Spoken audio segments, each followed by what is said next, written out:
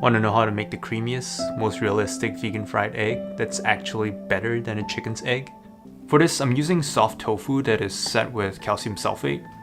I find that this specific type of tofu, or a firm silken tofu, have the consistency and texture that is actually closest to a chicken's egg.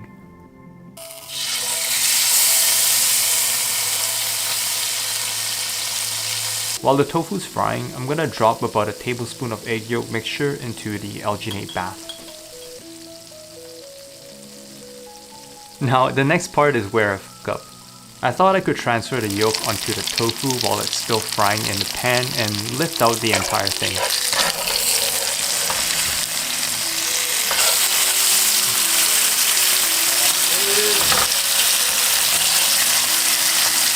So, pretend like that never happened.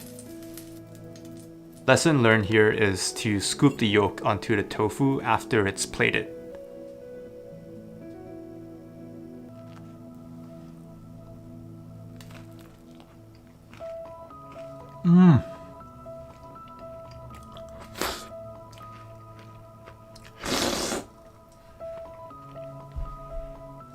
Let me tell you this.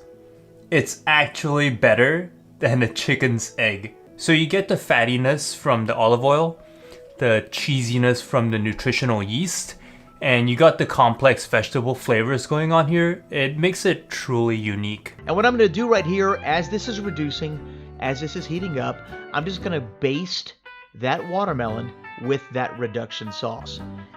Gravy on the left. We're going to go ahead and cut this thing up, and look at that. Smoked water. Look at the smoke rings on it. You could definitely tell, like in the outer inch of the watermelon, where that smoke penetration happened. Okay, from this angle, it just looks like raw, bloody meat. It's so gross looking. Okay, here's the real taste test. Wow, it's very soft.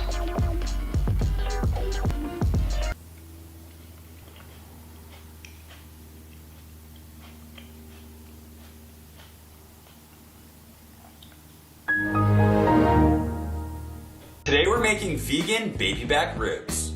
Yes, you heard that right. Slice your extra firm tofu and add your vegan breadstick bones. Oil as a binder and season with killer hogs. Get them on the grill, applewood, low and slow. These ribs are cooked to perfection.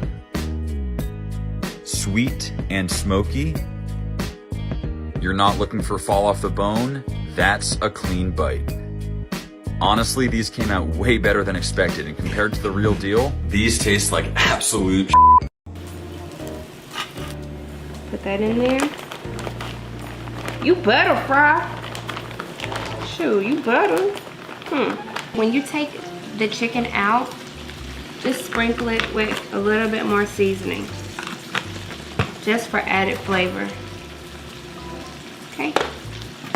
Let's go ahead and turn the ones that are in here.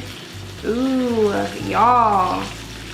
Okay, y'all, so it is done. My chicken is done. Y'all see that? Ooh, yes, yes.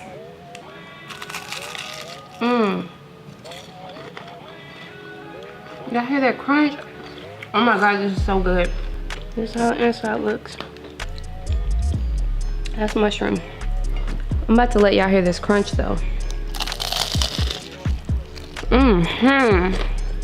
Oh yes.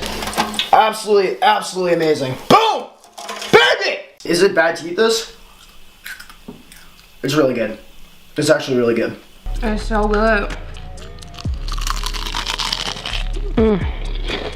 Oh yeah. Oh yeah.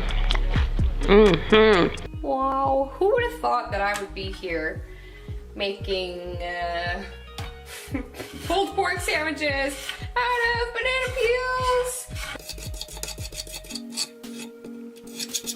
Alright, so I am going to set this to the side and let it marinate. And we're just gonna cook this for anywhere from 5 to 10 minutes. Oh, banana peel pulled pork sandwich.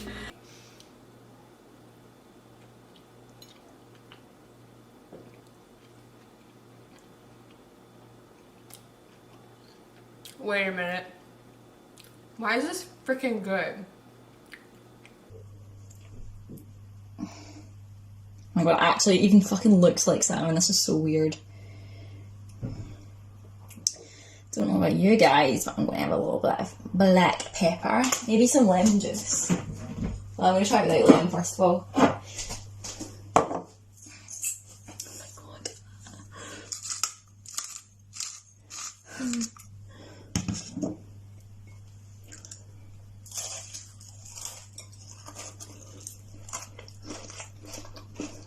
Oh my god. That's mad.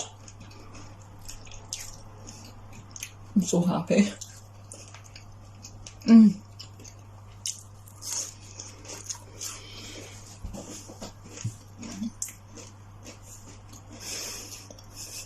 There you have it. Vegan salmon. Alright guys, so first we're going to go ahead and add in unsweetened almond milk, and you're going to throw that into your blender. We're going to go ahead and throw in our nutritional yeast. This is a half a cup of nutritional yeast. And then we're going to be adding our vegetable oil. I'm also going to be doing the 2 tablespoons of miso paste.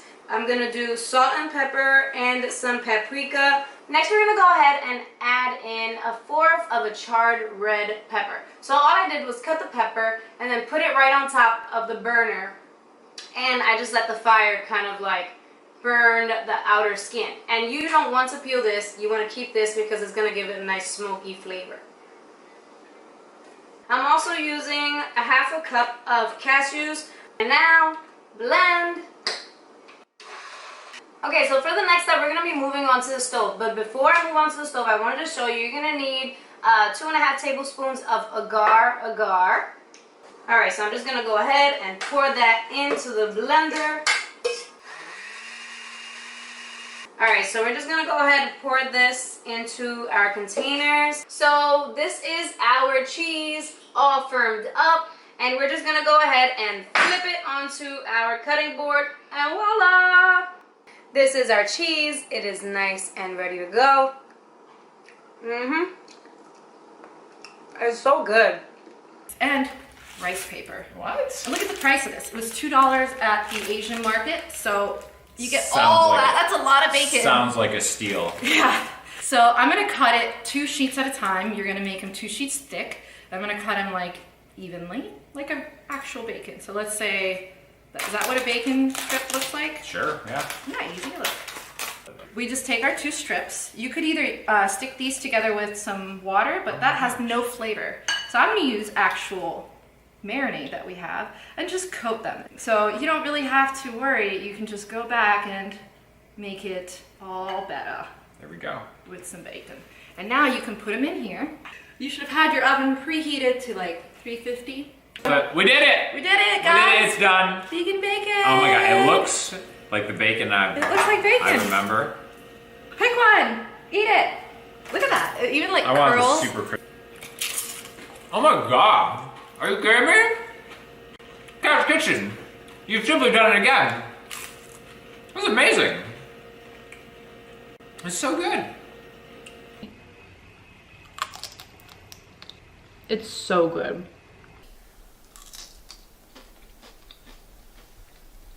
So good.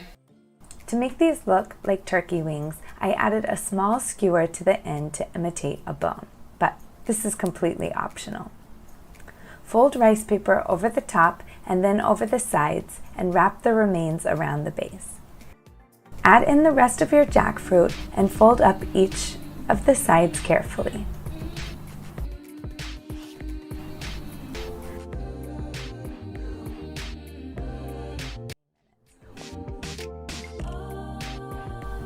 Transfer to a serving dish, garnish with thyme and cranberries, and smother with mushroom gravy. Today we are making vegan deviled eggs. Instead of using eggs, we are going to be using baby potatoes, and the smallest ones you can find are going to be the best ones to use because they'll look more egg-like. And once that was set, then we went on to make the filling. And for this, you're going to use 1 can of white beans. Next, you're going to want to go ahead and add the insides of the potato that you scooped out to the blender, and this is going to create a really, really smooth, silky consistency, and it also just makes sure that you're not wasting anything. Then you're gonna season this with 2.5 tablespoons of good quality Dijon mustard with 1 teaspoon of onion powder and half of a teaspoon of turmeric. And the turmeric is cool because you don't really taste it, but it helps it look more yellow, which is gonna make these look really cute and deviled egg-like. Cheers, cheers. This is really good. Wait, I really like this too. The texture is so good. So good. We let our carrots marinate in the Instant Pot for about an hour after the pressure was released, just to get a bit of extra flavor. And then it was time to After head out that, to we the basically grill. just kept rotating the carrot dogs and basting them in the marinade until eventually they turned out nice and juicy like this.